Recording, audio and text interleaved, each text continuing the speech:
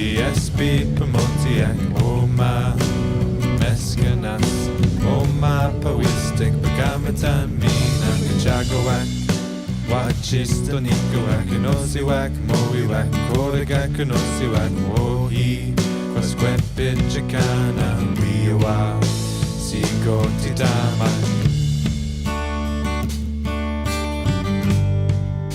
Nepihtiinu ho ikskuuna. Uhtsen ja ne tuutimak viitau huuma juuten. Kiano kama muuntano huuma miskano. Kiano kama muuntano huuma ikskuiwan. Kiano kep muhtano huuma miskano mamu. Kiano kep muhtano ita huuma sakak. Snamaksuna mina kipmatsuna ni hiuyak. Nipeto ananak biwasaki esquitak usiak. Wiwa nakamata wiwa pageskiwin mina niana nakamonan. Nipakesquionan ohi pageskiwin mio takonan meyatin. Nekesquia wiwa. Shikeyatama.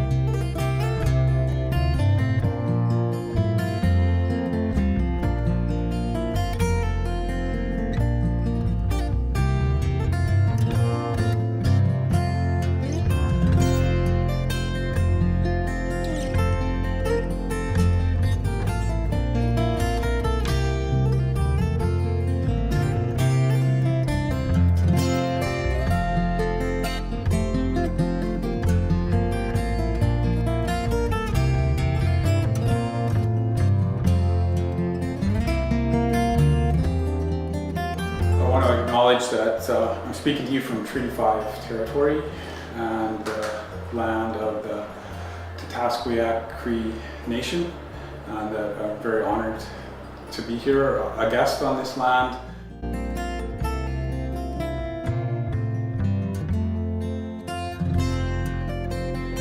I want to acknowledge the leadership we had from the community who were with us the most in terms of a spiritual sense, and that's Larry. And he was leading us through the whole process and continued to create experiences for us, and just taught us to be patient about knowing what exactly was going to happen, and yet helped us to be ready in the right place at the right time to go through the experience.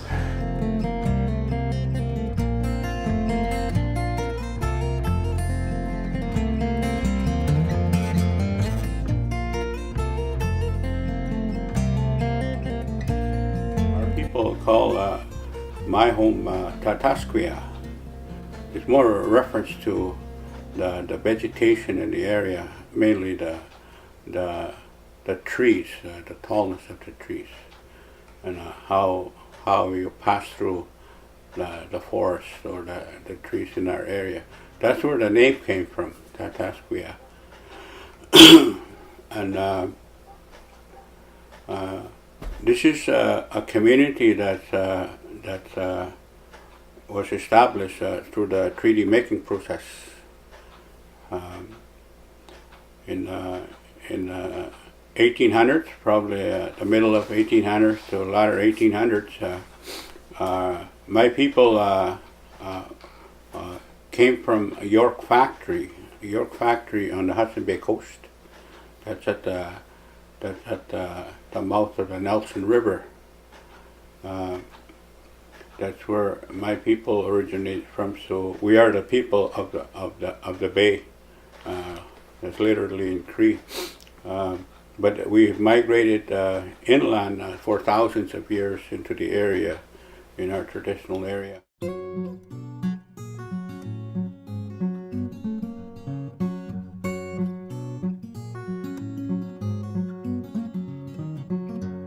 First visiting here, we would say, you know, there isn't much fancy around here. But I could sense, having been here 6 years ago, that there's an undercurrent of pride in who we are. And I found it physically present in that new building, museum, and how they've gone about reflecting not only the history, but the environment, the nature, the community. If they can say through that building and its displays, this is who we are, I think that says a lot about a pulse beat, a life that's continuing, and I think it's expanding, and I certainly hope and pray that they're somehow cultivating that in their children and in their youth.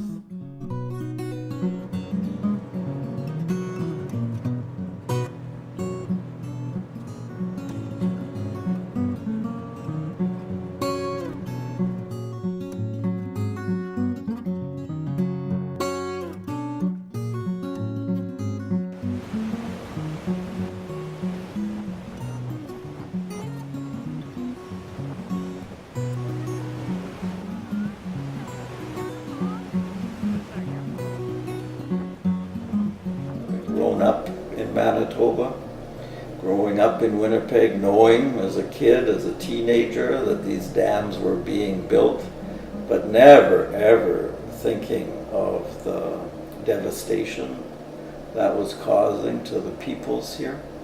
So for me, on this Justice and Reconciliation tour, that first step towards reconciliation, that truth-telling, that was probably the biggest learning that I'm taking away from this trip, is to actually see the truth of what we've done, what settlers have done to the land here, and therefore to the lifestyle of the people here.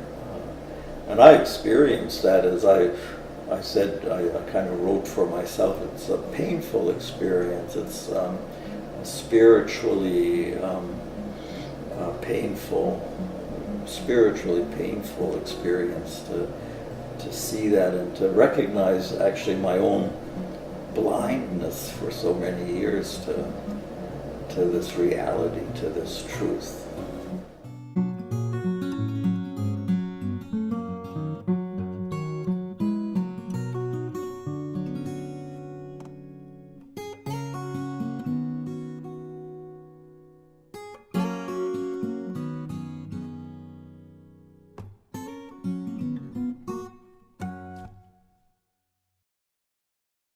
It's very hard to get here in many ways because the road is so rough and not paved, and it's not fun going in and out, so you're sort of isolated.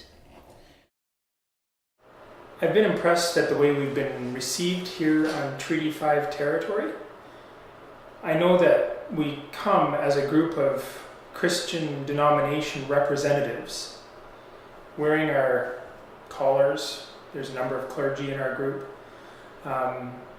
Wearing our vestments. I mean, we were asked to participate on Sunday morning, but in those things, I know that we represent power in some ways, particularly to a community that is First Nations, that has had its power taken away through settler relationship and colonization over centuries.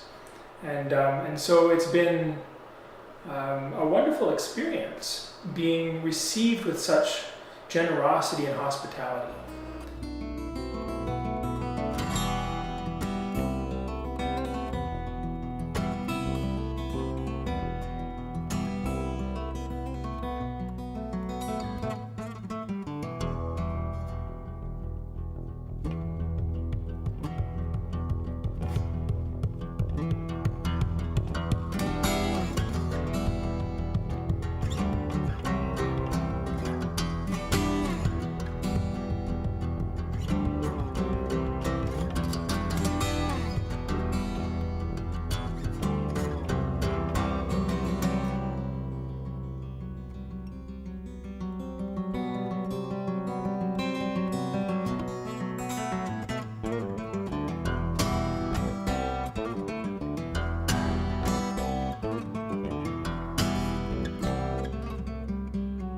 We're even seeing some of those pastoral issues in the healing services when they come forward.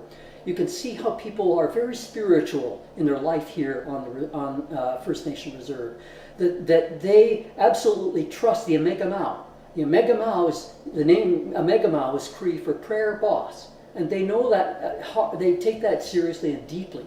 So they come to Omega Mao, trusting Omega Mao can bring the Creator's prayers for healing upon us. They're not afraid to come to a team of people. They know those team of people are there to help. So they will come. And in many communities, they'll come, every single one of them will come. And I believe that was the case. Last night, almost everyone sitting for the Gospel Jamboree came forward for prayers for healing. Even a family came forward, the three of them, looking for help for the dad. And what a courageous thing that dad did, is to open up to people he's never met before. That's the kind of faith and spirituality that exists with the people here. And here in 2016, 10 people from the Anglican and Lutheran Church ventured out to the north. There's been discussions about the future of the church, and church does not have to happen Sunday morning in a building. It can happen in Split Lake, Manitoba, 10-12 hours north of Winnipeg, in the woods. So I want to send that message back to our youth of Manitoba. It's time that we join together and share our land in the south and the north and get to know each other.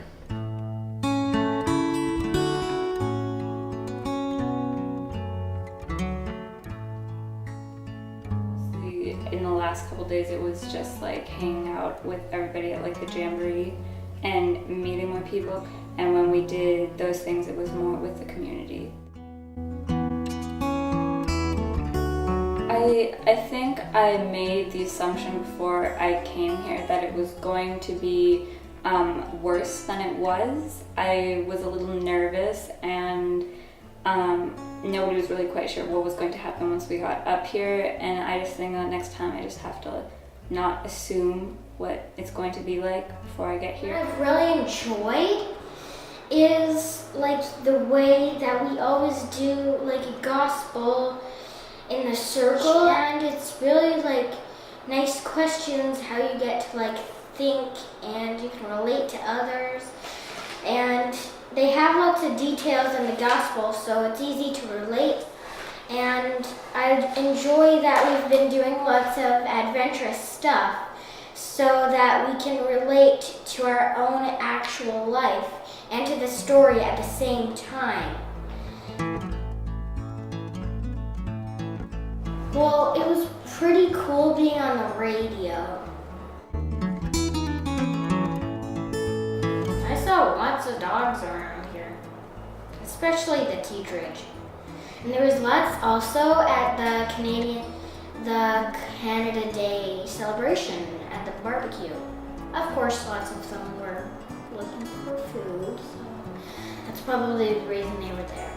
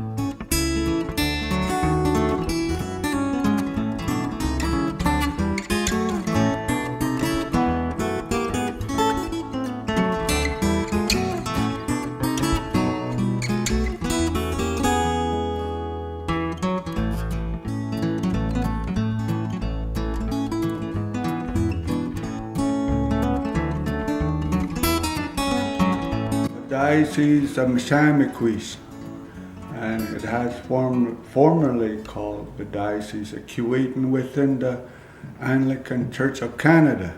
And It is through the elders of the church in that area of Northern Ontario had a vision years and years ago, before my time or during my younger years, that they have envisioned a new diocese of indigenous spiritually led by its people through the gospel that was preached from the Anglican missionary of that time.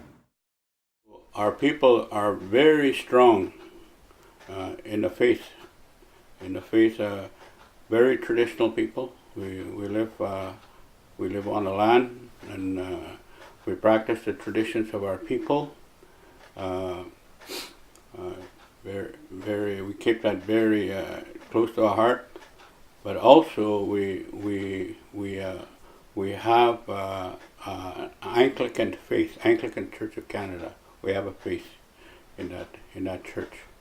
Our first church was erected here after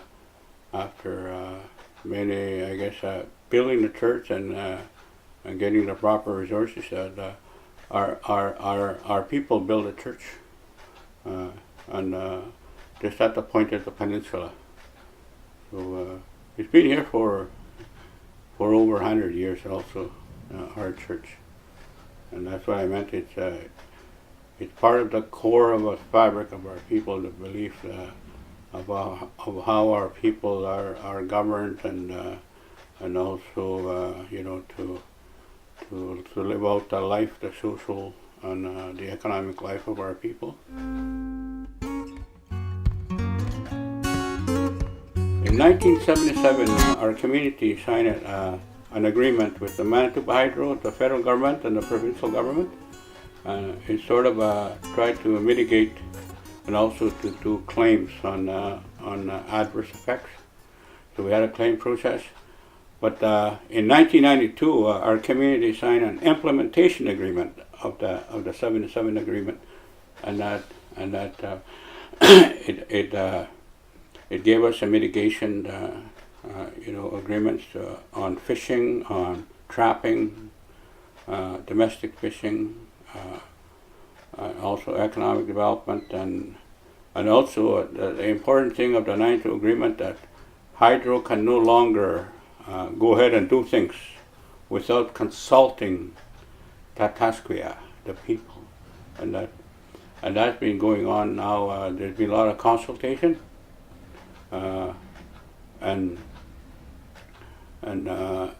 with the people, and it's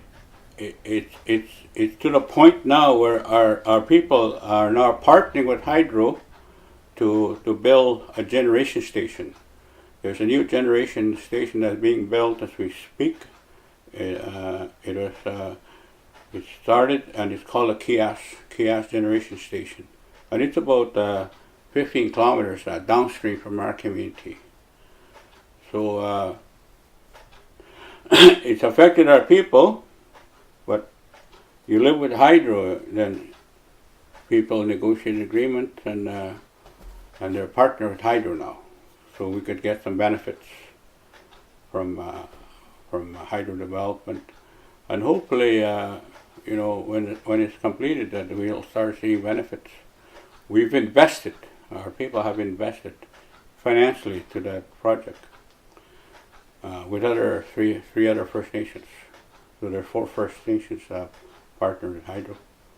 So and just that's what we've been done. That's what we've been doing, I should say, in the last 60 years with Manitoba Hydro.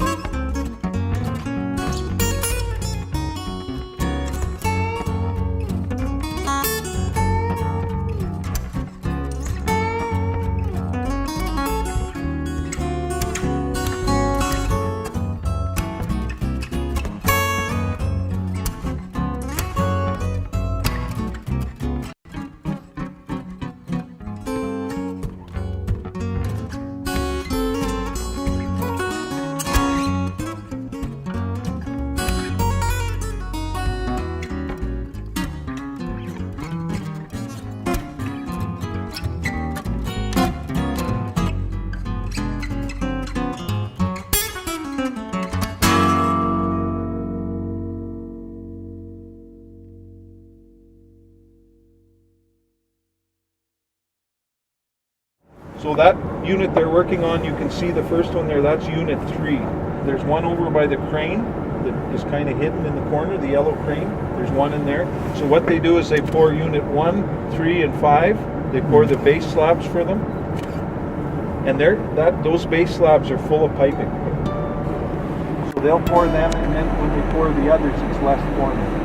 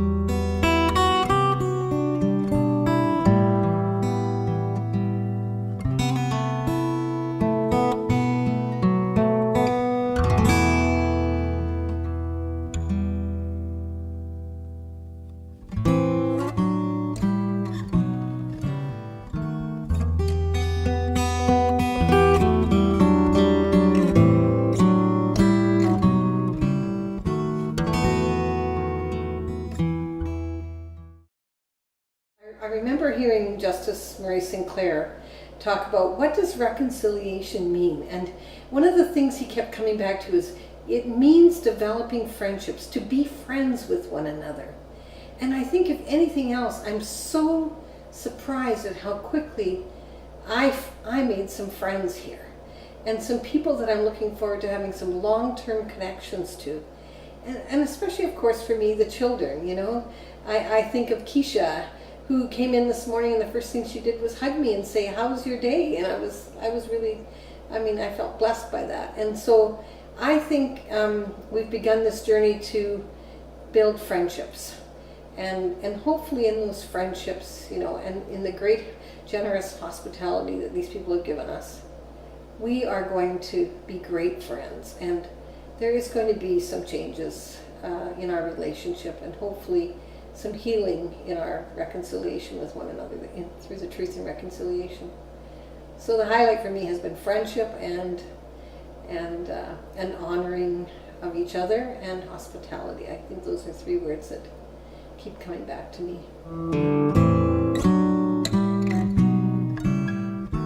I heard a speaker at a blanket exercise talk about us and our ancestors may not have been responsible for what was done in the name of residential schools, but we are to be response-able.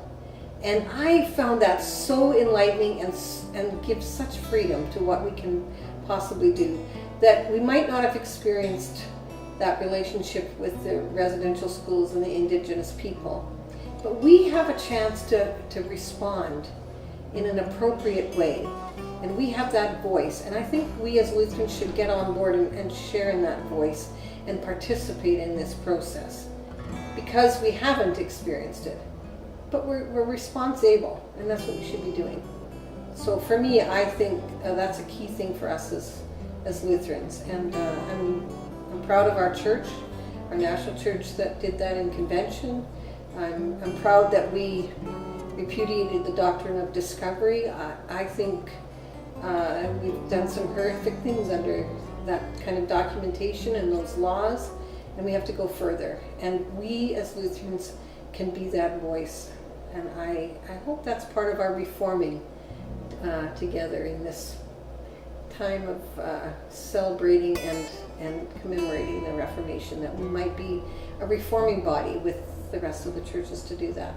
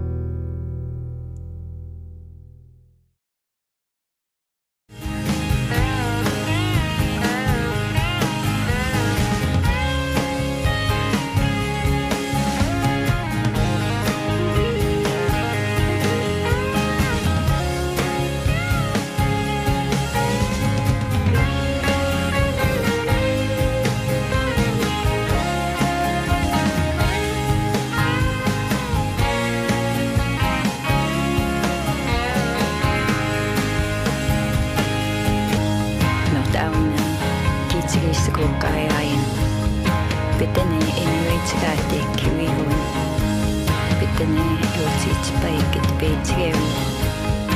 Kaisen tohtaakaujen kissekok. Pitänöksiisi vasketaskami. Hanutskaa kissekak. Mienaan paakoissakanemnaan. Minä tatua kissekake. Kaiseka sinne maa jahko. Ankikamai Tataskweyak. Ja kun suika sinne maunaan. Kaki mai tottamak. Kisseskemnaan ne kaikamat mountainit.